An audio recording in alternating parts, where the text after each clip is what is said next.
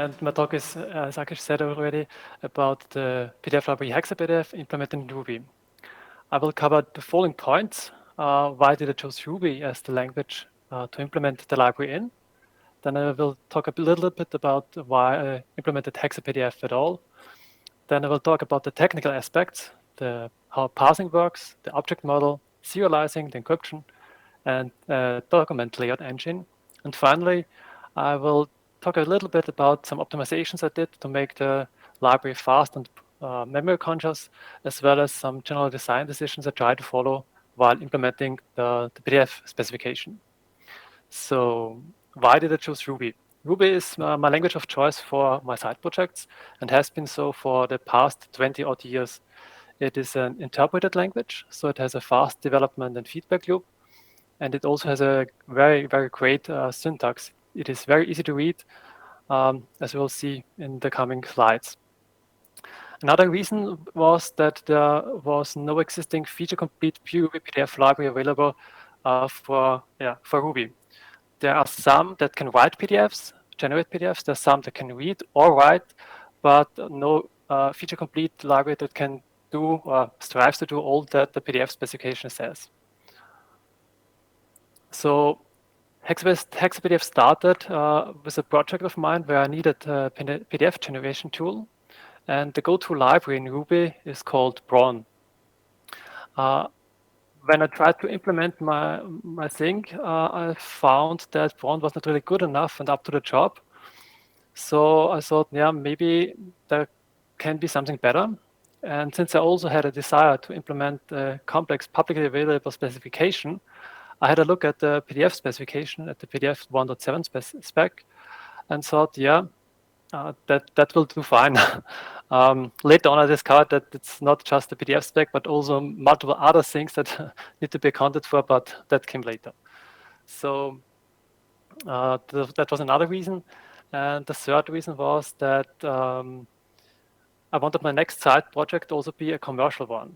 And with HexaPDF, I knew that I could provide a high-quality library. And since there was already a gap in the Ruby library ecosystem, I saw that it was truly needed, and I could dual license it HGPL plus commercial to sustain its development. And this works out quite fine. So here's some example code. This is just the standard Hello World example. And I think even if you don't know Ruby, it's quite easy to understand what is going on here. First, we create a new HexaPDF document. Then we set some info in the info dictionary of the PDF file. After that, here on this line, we add a page and access the canvas to show something on it. Then we just write Hello World in the font Helvetica to it and write the file out again using some optimizations, for example, using xref streams instead of tables. So that's a small example of how HexaPDF looks like. And now let's get to the meat of the presentation and start with parsing. So HexaPDF has the usual separation between tokenizer and parser, but with a small twist, because the tokenizer is also responsible for parsing whole PDF objects. One reason to do it this way is that the tokenizer alone can be used for parsing content streams, which are just a series of PDF objects. So no other class is needed for that. However, the main reason for doing it this way is that the tokenizer doesn't do byte-by-byte parsing, but uses a special class called StringScanner, which is a built-in Ruby class that can scan strings using regular expressions. Doing byte-by-byte scanning, like for example with Java or C, is not really a good choice in Ruby because many objects would be created. And since Ruby is a garbage collected language, this object needs to be garbage collected sometime in the future, and that is a performance hit. In contrast, the StringScanner class is implemented in C and uses regular expressions. So once we scan something, we only get the result back into the Ruby world from the C world and have not many objects created, and therefore also fewer garbage collection invocations, and thus more performance. This is an example of a parsing method. In this case, we can parse a hexadecimal string at the current position. The first line advances past the initial angle bracket, and here we scan until we find the closing angle bracket using this regular expression. If we didn't find it, we can just raise an error because then the PDF is malformed. Otherwise, we advance past the found closing angle bracket. We remove the white space from the data. And then in this line, we convert the hexadecimal representation of the string into the string itself. So in essence, all the tokenization, or in this case, parsing methods look like this. The first iteration of the parser and the tokenizer were done like described in the specification, done by book. But once HexaPDF was used by people and companies, many PDFs were found that were just a little bit invalid. For example, having an XREF table where each entry was not 20 bytes long, but only 19. And those invalid PDFs had to be taken account for. And so there were many adjustments to the parser to make parsing invalid PDFs also possible. Nowadays, it is quite capable of parsing a wide array of invalid PDFs, and it is quite good at that. So once we have parsed all the data from a PDF file, we have to represent it somehow in the memory system. So the object model, many implementations create custom classes for PDF object types. This is not really necessary with Ruby, and HexaPDF actually uses the built-in classes where possible for performance, because the built-in classes in Ruby, like string, integer, or float, they are implemented in C and are quite fast. They also have a lower memory usage, and the developer using HexaPDF would already know how to use them. So it makes the library also easier to use. This is doable because there's a nearly perfect mapping between the PDF object types and Ruby's built-in classes. So let's have a look at the type mapping. On the left, you can see the PDF types, Boolean, numeric, string, and so on. On the right, the classes or constants, like in the case true and false, they are mapped to. For example, string is mapped to string, that's logical, but there's also the name type in PDF, and there's a special symbol type in Ruby which actually matches the name type quite nicely, because a symbol is like a string in Ruby, but it's much more performant because it mostly acts like an integer. For example, if you need to take the hash of it, and therefore it's very performant, and it actually fulfills the same job as the name type in PDF. For indirect objects, we can actually not have a built-in Ruby type for that, but we need a separate class for this. And as you can see, for array and dictionaries, we use the built-in array and hash classes, but there's also the PDF array and the dictionary class. And why is that? That is because while implementing the PDF specification, I found that it is not as easy to use for a developer if references weren't automatically resolved behind the scenes. And this is only doable by wrapping the hash in a custom class, in this case called dictionary. And so when a user accesses a value of the dictionary and the value is a reference, then the value is automatically resolved behind the scenes, the object loaded, and returned to the user. So this makes using a dictionary much, much easier than a plain hash. Another thing that we can do now, once we have the dictionary, we can implement the PDF types like the document catalog, which are described in the specification as dictionaries having certain fields.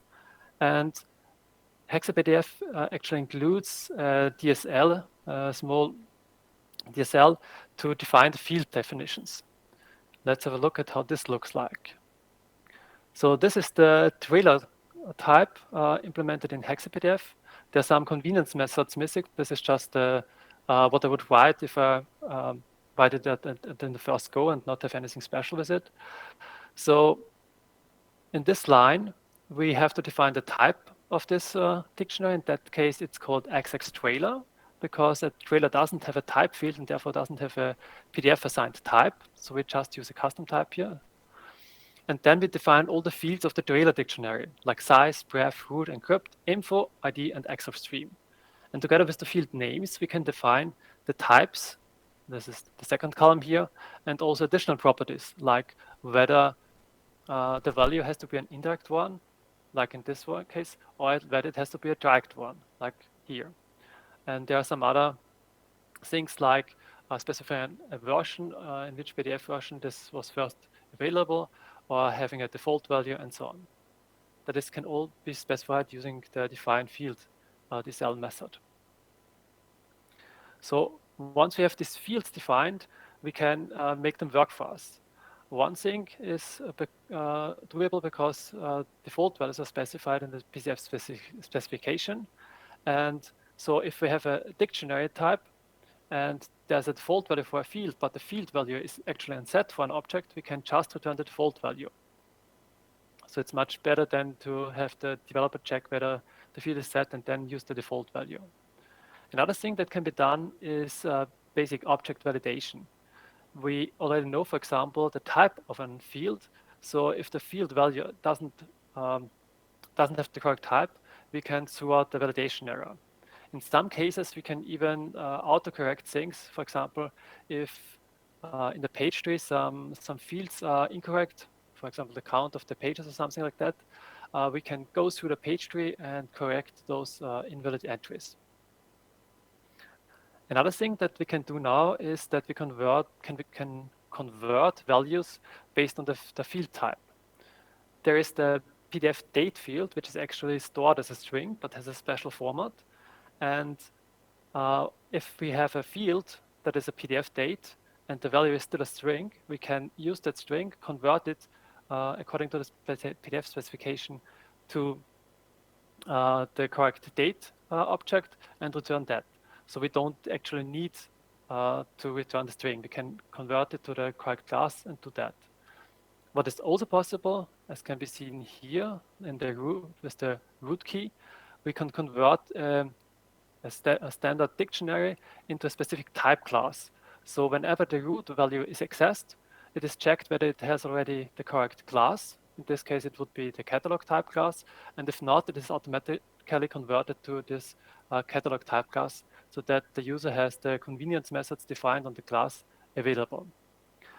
This is, however, doable only due to a trade-off between memory usage and ease of use. Ease of use is that the developer doesn't need to think about converting it to the correct type class.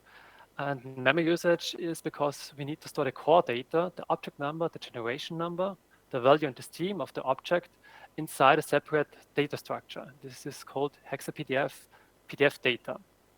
And this data structure is then wrapped by one or more HexaPDF object instances.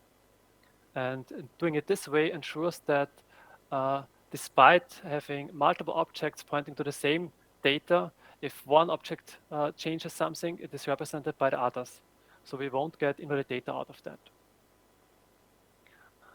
Dictionaries are not only converted when accessing a field, but they're also automatically converted during loading.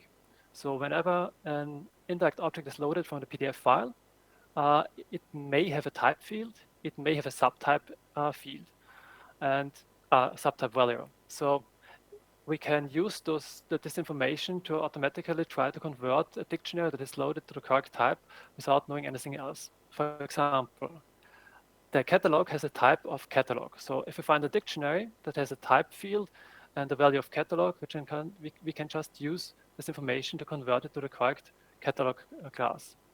If we have, for example, a dictionary with type font and subtype TrueType, we convert it to the TrueType class. Some dictionaries make the type optional, like with form X objects. In this case, we can use the subtype, which in case of X object forms is form, and together with the required fields to make sure that if we have such a dictionary, we convert it to the correct object.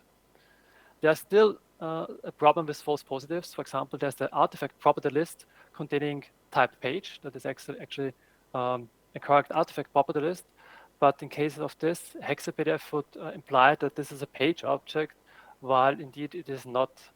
So I still have to figure it out how I will with those false positives. So once we have passed the data and have this represented in the memory, we can go on serializing it. And serialization is much easier than parsing because we choose how we can just follow the PDF specification and know that we will create a valid file. In HexaPDF, the serializer is just a single class, and each type that can be serialized is one method. In this case, for example, we have a serializer for string is called serialize string, serialize integer, serialize float, and so on. This way, the serializer is extendable. So if a developer chooses to represent some other objects than the standard ones, he can amend the serializer by writing a new method, and then the serializer can also serialize this object and not throw an error when writing the PDF file. The serializer also tries to have a very compact representation by default. For example, when serializing a dictionary and the value of a key is starts with a slash, we know that we can omit the space before it because the slash is a delimiter character according to the PDF specification, and that way we have a more compact representation of the data structure. Serializing strings, here's the example from the serializer class. It looks kind of unwieldy, but it's not really that hard. So the first two lines deal with encryption, which we come to later on. Here we check whether the string is a binary string. If it is a binary string, we don't touch it, we just use it. Otherwise, in this line, we check whether the string contains any character outside of the ASCII range. If it has one character outside of the ASCII range, at least, we write out the object encoded in UTF-16 PE encoding. Otherwise, we can just use the object itself. Then we need to escape all the special characters that are in a string, and then we can write out our literal string here. So this is the serialization method of strings. While we are at it here, encryption. Encryption was done at a later stage and is kind of tacked on, but in a good way, because the whole encryption code is more or less separate inside of HexaPDF and is integrated in only a few points with the rest of the library. For example, loading encrypted objects is nearly orthogonal to parsing because just the object loader needs to be amended to tell it that it has to decrypt the object. And the serialization class, as we've already seen, also needs only a few adaptations, like here with the string. If we have an encryptor and we have an object that is indirect, so it is written as indirect object into the PDF file, we have to encrypt the string here. And that's all that will be returned like in the object here, and then special value substituted and so on. And the other place in the serializer where it needs to be accounted for is when encrypting streams. So that's only the two places here. And for the loader, here we walk through all the revisions. So the initial revision plus all the update revisions that may be in a PDF document. We store the object loader in a variable and define a new loader here. We call the initial loader and get back the object, which is encrypted. Then we check whether we have an XREF entry that is compressed. If so, we can just return the object because we know it is already decrypted. Otherwise, we hand it off to the security handler for decryption. In this way, this is just one simple substitution of the loader. And if we have an encryption dictionary, and then everything works out here. So next, I'm going to talk about the document layout engine, which is a more high-level concept. The former were the low-level things. PDF needs explicit GIF positions when writing out text. So that means also that the conforming writer needs to do all the layout. So for example, line breaking, page layouting is all done by the writer and not by the viewer, like it is the case with Microsoft Word or some software like that. HexaPDF's layout engine is written from scratch and based on the concept of frames and boxes. Frames provide an area to place the boxes in, and they also know where and how a next box can be placed. The frame area, its shape, is usually rectangular, but can generally be a set of rectilinear polygons. Looks like this. So on the left side here, this would be a standard rectangular shape. Like if you have a page and just want to lay out boxes from top to bottom. In this case, The shape is a bit different. It is still rectilinear. This means it has only right angles between in the corners, and the edges are aligned with the page. But here we have a cutout, and here we have a hole, and the content will be placed inside the area between those polygons. The content itself is specified by boxes, and the boxes are responsible for three things: fitting the contents, splitting the box if necessary, and drawing the contents. Fitting the box is the most important thing to do, and the box is usually fitted into a rectangular area. This means if we have, let's have this example here, the frame decides where the array lives, and it does it by checking the topmost and leftmost corner. This would be this one here, and then building the biggest rectangle it gets. That would be this rectangle here. And this rectangular area is provided a box for layouting. And then, for example, an image can be laid out here. Another thing that is possible with the layout engine is that the content of a box may be flown according to the shape. So again, here, if we have a text box, and this is the shape of the frame, text can be flown around by not just using this rectangular array here, but it would flow here, then go on here. And when it comes here, it would have as part of the text here, then jump over here and go on here.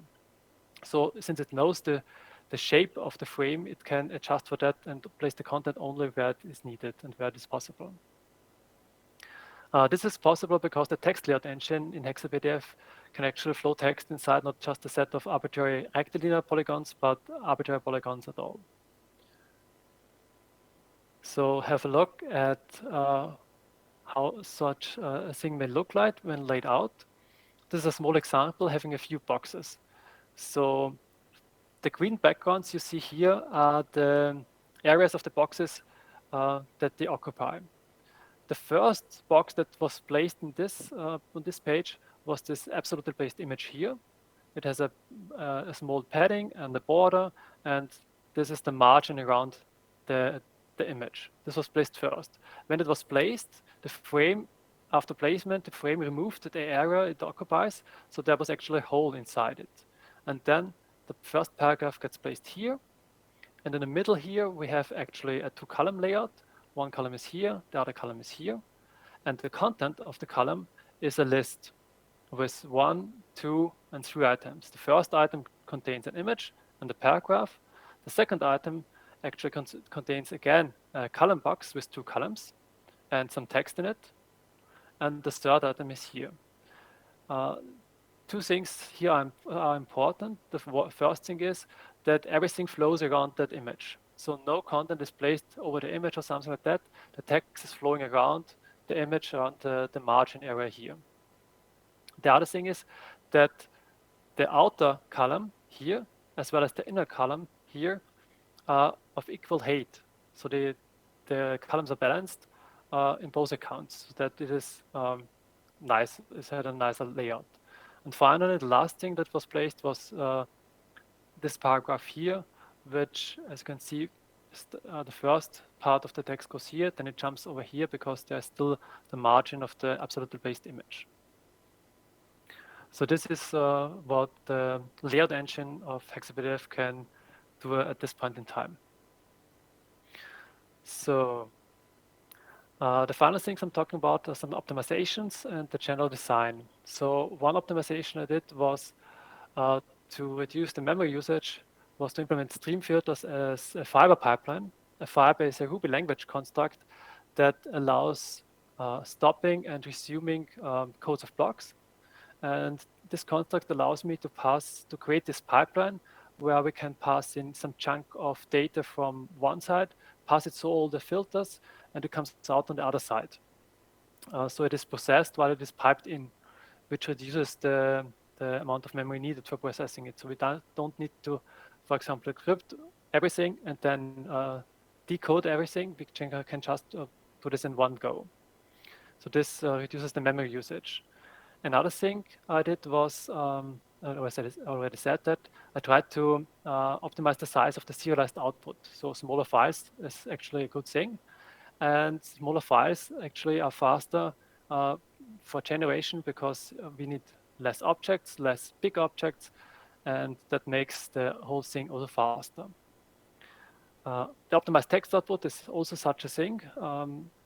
In this case, if we know, for example, that we have a paragraph with multiple lines, and each line has the same line height and uses the same font and so on, we can use the most compact representation possible using the appropriate content stream operator. In this case, we just set the line height beforehand, and then use the operator that just moves the cursor to the start of the next line. So we don't need any XY coordinates serialized and so on. We just need one simple output added, if possible. And HexaPDF chooses the representation based on its need and what is the most compact one.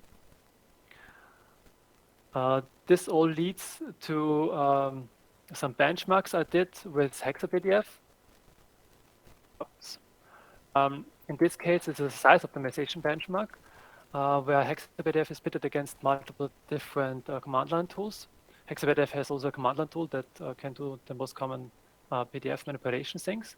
In this case, I chose QPDF as an example because QPDF is a C++ library and application for PDF manipulation. And they are processing 6 different files, A to F, with various contents.